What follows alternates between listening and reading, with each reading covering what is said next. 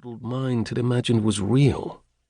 On the other hand, there was a small superstitious something deep inside her that wondered if this could possibly be true. The truth was, she knew that like her father, she wanted it to be true. She hoped that her beloved brother was still around in some form, not lost to her forever. "What did he say?" Frank Mulcahey asked.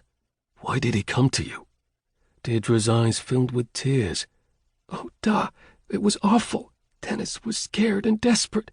'Help me,' he said, and held out his hands to me. 'Please help me.'" Frank Mulcahey sucked in his breath sharply and made a rapid sign of the cross. "Jesus, Mary, and Joseph, what did he mean?" "He didn't mean anything," Megan put in quickly. "She was dreaming. Deirdre, it was just a nightmare. It must have been." "But it wasn't," Deirdre insisted, gazing at her sister with wide, guileless eyes.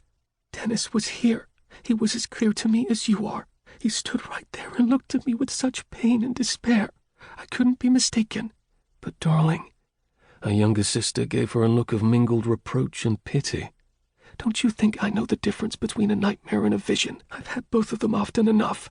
"Of course you have," their father responded, and turned to glare at Megan. "Just because there are things you cannot see or hear, it doesn't mean they don't exist. Why, I could tell you tales that would make your hair stand on end." "Yes, and you have on many occasions," Megan responded, her tart tone of voice softened by the smile she directed at her father. Frank Mulcahey was a short, wiry man, full of energy and a love of life. At the age of 15, he'd come to New York from his native Ireland, and he was always ready to tell anyone who would listen how his dreams had all come true in America.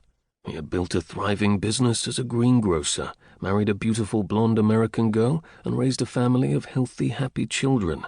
Only those who knew him well knew of the hardships he'd endured, the years of working and scrimping to open his grocery, the death of his beloved wife shortly after Deirdre's birth, the hard task of raising 6 children on his own, and finally the death of his oldest son 10 years ago. Many another man would have broken under the blows of fate, but Frank Mulcahey had absorbed them and moved on, his spirit wounded but never vanquished. In colouring, he resembled his daughter Megan. His close-cropped hair was the same warm reddish-brown, though now liberally streaked through with grey, and if he'd allowed it to grow longer, it would have curled just as riotously. The line of freckles across Megan's nose came from her father too, and her eyes were the same mahogany colour, their brown depths warmed by an elusive hint of red.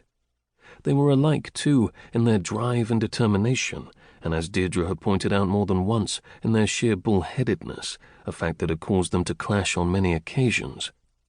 "Clearly you didn't listen to the tales well enough," Frank told Megan now, "or you did not keep an open mind." Megan knew she would never convince her father of the unlikelihood of her brother returning from the grave, so she tried a different tack. "Why would Dennis come back now? How could he need our help?" "Why, that's clear as a bell," her father responded. "He's asking us to avenge his death." "After 10 years.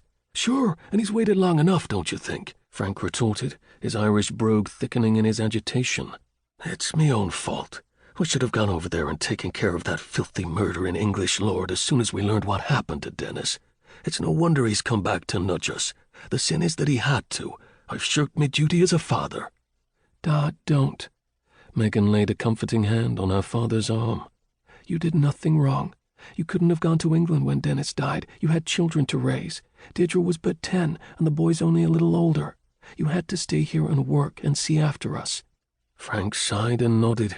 "I know, but there's nothing holding me back now.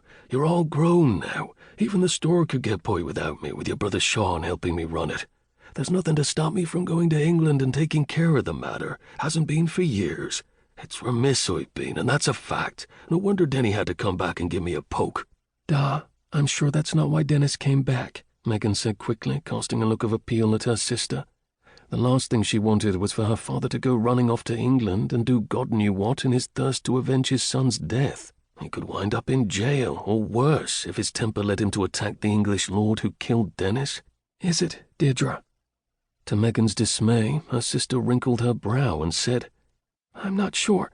Dennis didn't say anything about his death, but he was so distraught, so desperate, it was clear he needs our help." "Of course he does," Frank nodded. "He wants me to avenge his murder." "How?" Megan protested.